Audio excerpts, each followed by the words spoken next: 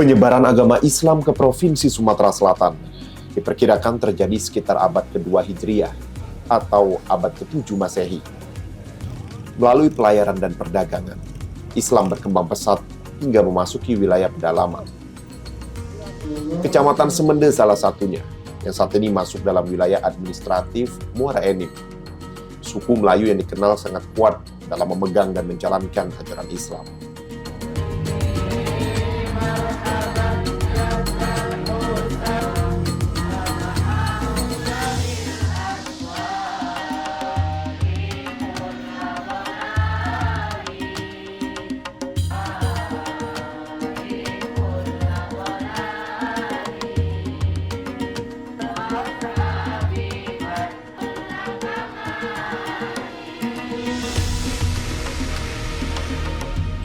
Ini nama pondok pesantren Darul Ikhlas. Ini terjadinya atau pengambilan nama ini karena persetujuan dari almarhum guru kami yang belajar di sini atau yang mengajar di sini, yaitu almarhum Kiai Haji Dahri.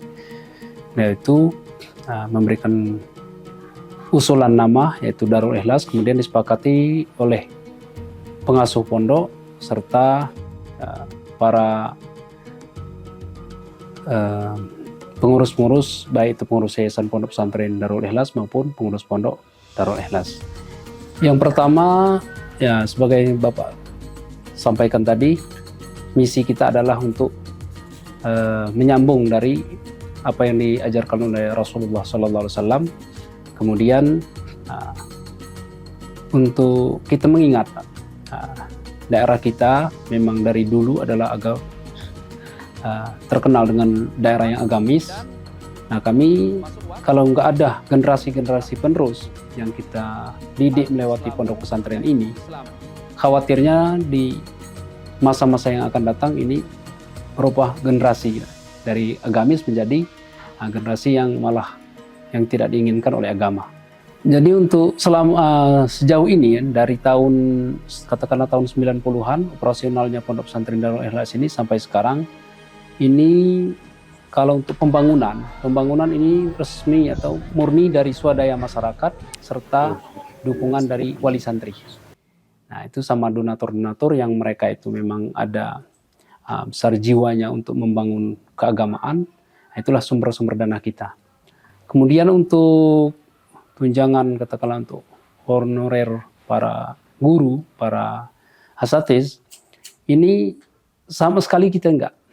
Makanya sejauh ini tenaga-tenaga pendidik kita ini 80% dari alumnus, baik itu yang langsung dari belajar dari awal sampai suksesnya mereka itu di pondok kita Darul Ikhlas maupun yang telah menginjak juga di pondok-pondok yang lain.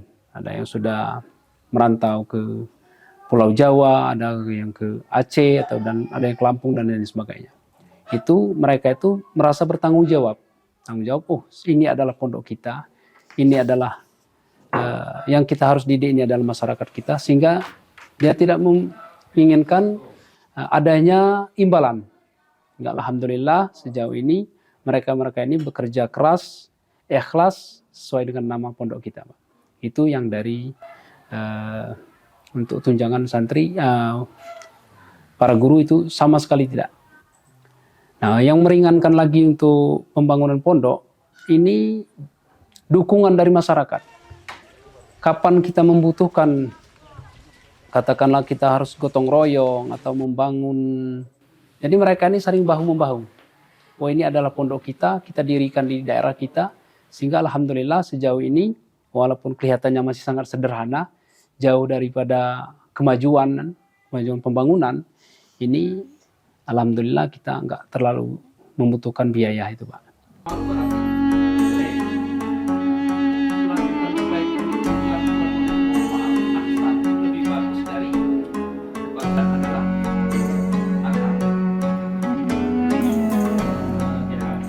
Penyebaran agama Islam dimantapkan dengan proses pemahaman dan pengalaman Islam melalui jalur pendidikan yang dikenal dengan nama pesantren.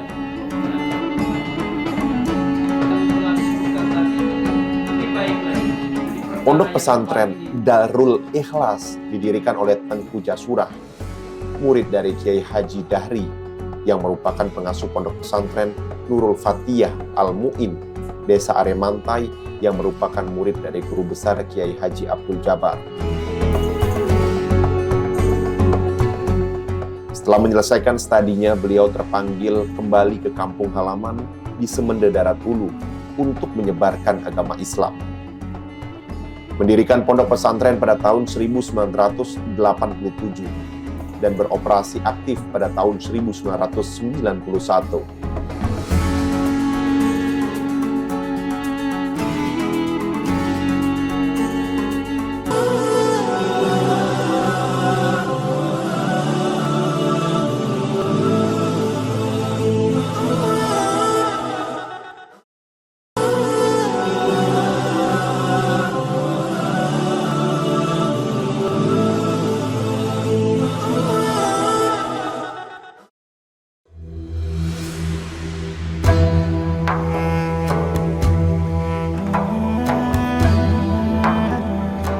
Pondok pesantren Darul Ikhlas mendapat tanggapan positif dari masyarakat dan mengalami kemajuan yang sangat pesat.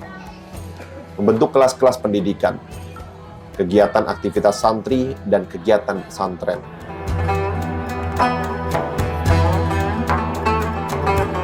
Kepada santri-santri kita nggak menginginkan santri itu hanya sekedar mondok.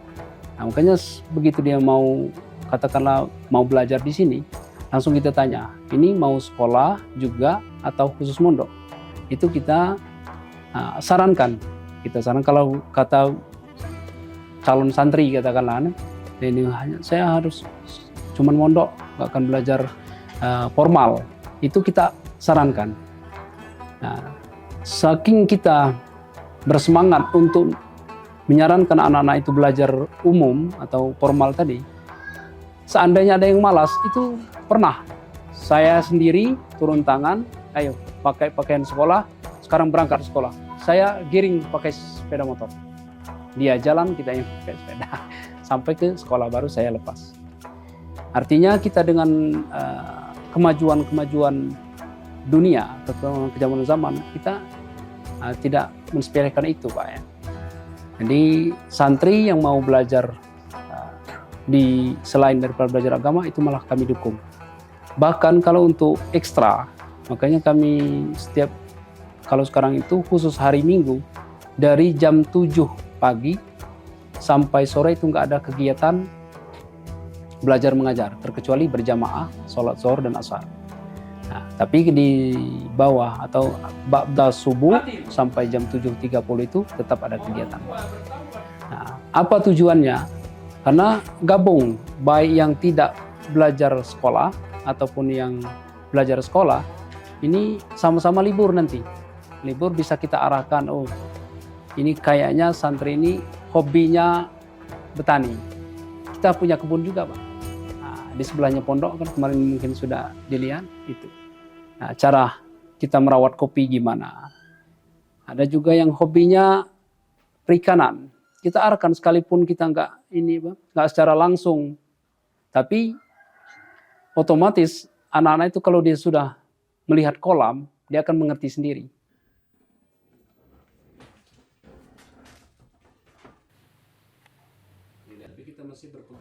Mereka dididik untuk belajar berbagai macam subjek yang meningkatkan pemahaman dasar agama sebagai seorang muslim.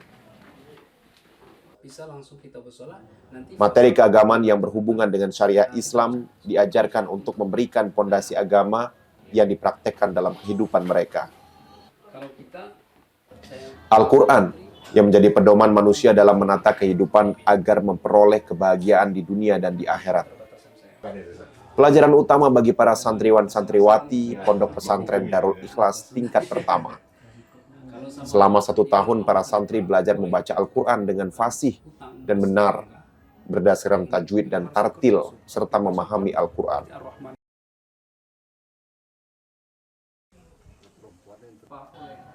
Santriwan dan santriwati juga mempelajari ilmu fikih, nahwu shorof, matik, bayan, dan tasawuf. Ketujuh materi ini menjadi tolak ukur bagi Pondok Pesantren Darul Ikhlas dalam membimbing para santri agar dapat melanjutkan penyebaran ajaran agama Islam.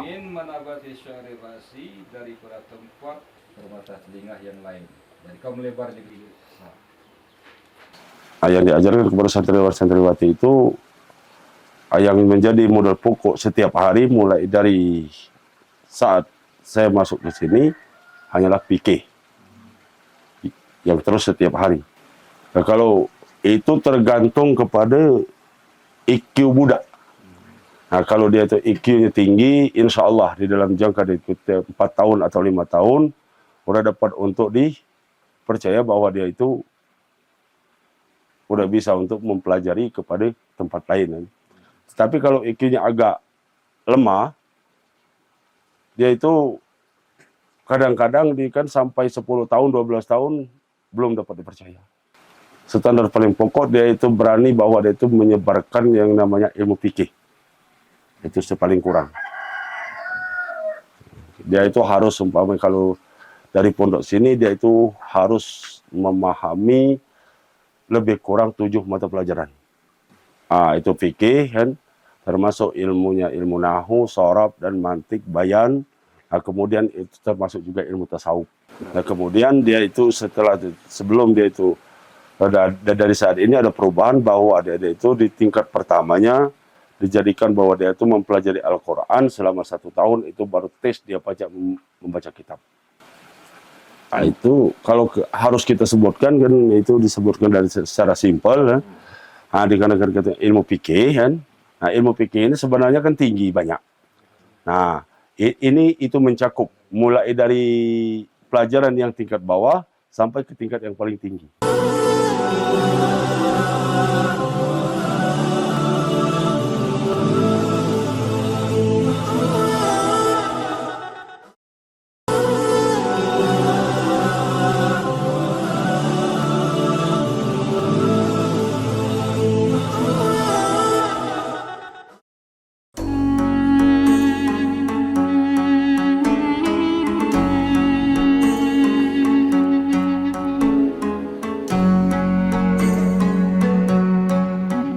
Mondok dan jauh dari orang tua juga mengajarkan santriwan dan santriwati ini untuk hidup mandiri, membersihkan dan mengurus bilik, memasak hingga mencuci pakaian sendiri tanpa dibantu siapapun.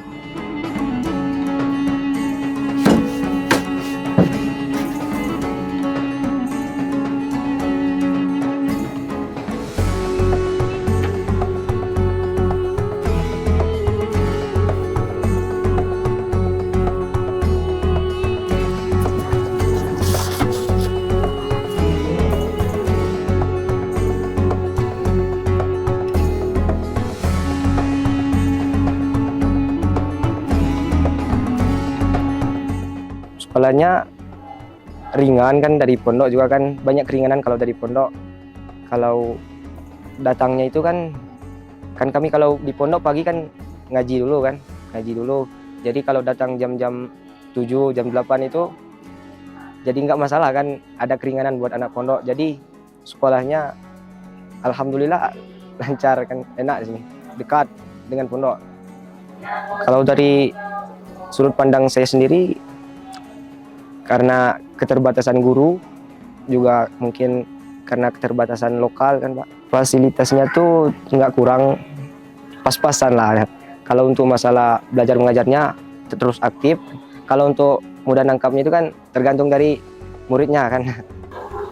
Gimana ya, dibilang prihatin, tapi gimana ya Kak, memang kami di sini fasilitasnya agak kurang, dan juga kami tidak ada orang-orang yang kaya lah untuk orang-orang sekolah sini. Memang fasilitasnya mencukupi untuk orang kami semondok di sini.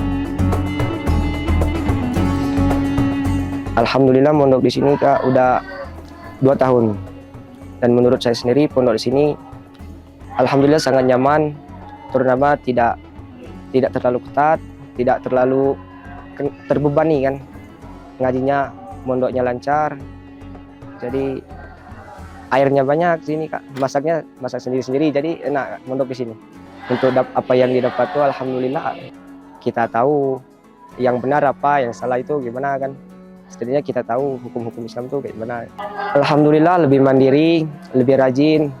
Jadi kan kalau nggak rajin kan yang nyuciin nggak ada. Kalau nggak rajin masak, ya sendirilah yang kelaparan.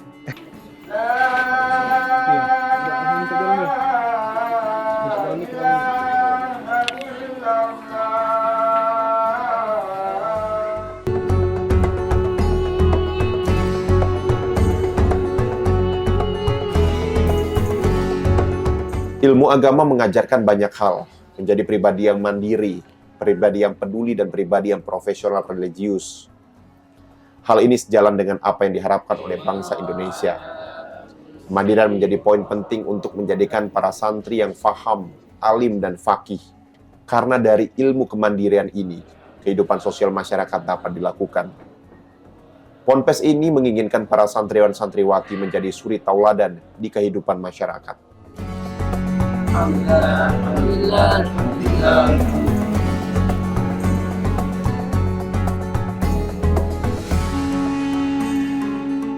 Kalau untuk belajar mandiri, kawan di sini santri-santri di sini ngurus kebunnya Ustadz. Jadi di situ dapat pelatihan kan, bagaimana cara metik kopi, bagaimana cara merumput kan, sampai mereka itu ngambil hasil panen dari kebun Ustadz itu santri semua itu. Jadi ketika dia terjun umumnya ke lapangan jadi petani, dia sudah tahu tata caranya bertani. Kalau buat tanam-tanaman mungkin nanam sayur di lingkungan pesantren inilah untuk kebutuhan sayur mereka hari-hari. Karena kan di sini masih sangat sederhana para pendidikan untuk kemandirian, Pak. Tapi kami yakin nanti mereka kan tahu sendiri kalau masalah kemandirian itu setelah dilatih di sini. Walaupun masih sederhana pelatihannya. Oh tidak, Pak. Jadi kalau dulu zaman-zaman pertama lagi bangun santren dulu, di sini setiap santri yang mau mondok di sini dia diberi dulu jangka 3 bulan.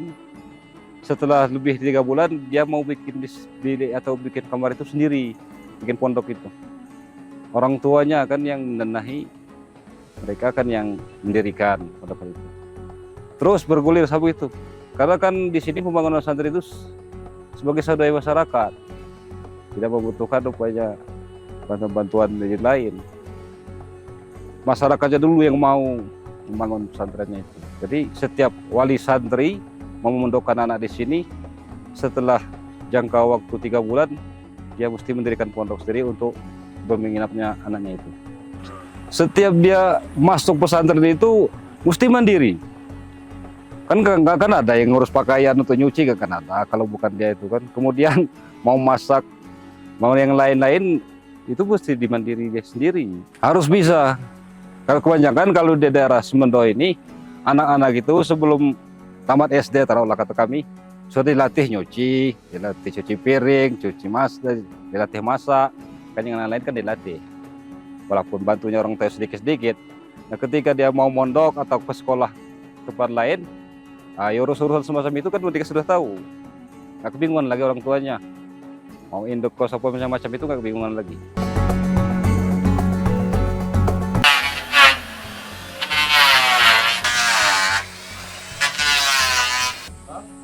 Kemandirian merupakan aspek fundamental yang wajib dimiliki para santri. Karena dengan kemandirian seperti ini, para santri dapat melanjutkan hidup sembari terus mensyiarkan ajaran yang sudah didapat selama di pondok pesantren.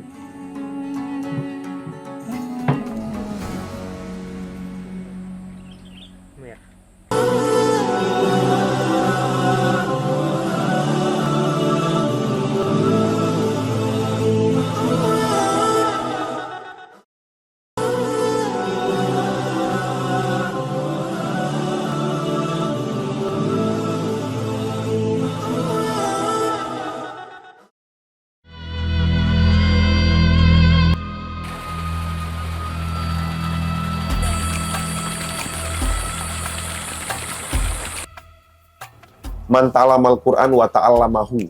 Sebaik-baiknya mereka adalah mereka yang belajar ilmu Al-Quran dan mengamalkannya. Dalam konteks penyebaran agama Islam, pondok pesantren tetap eksis untuk memberikan ilmu agama kepada para santri dengan harapan kelak ilmu ini dapat disiarkan di masyarakat umum. Tidak lupa untuk menopang kemampuan para santriwan santriwati, Ponpes bekerja sama dengan sekolah umum yang berada di dekat lingkungan sekolah. Ini semua dilakukan agar para santriwan santriwati tidak hanya cerdas ilmu agama, namun juga tidak tertinggal ilmu dunia, yang sama-sama diperlukan untuk kebaikan para santriwan santriwati, sehingga misi utama dari para pendiri Ponpes dapat dilakukan, yaitu masing-masing santri dapat menyebar luaskan ilmu yang didapat.